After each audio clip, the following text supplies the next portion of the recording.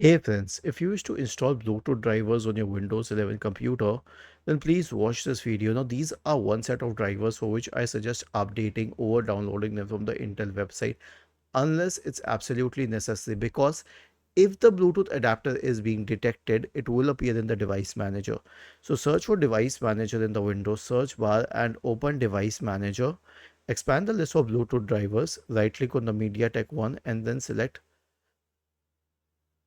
update, and then you can right click on the start button, select settings from the menu, go to the Windows Update tab, scroll down, click on advanced options, select optional updates, make sure that all optional updates are installed, and then return to the Windows Update page and click on check for updates.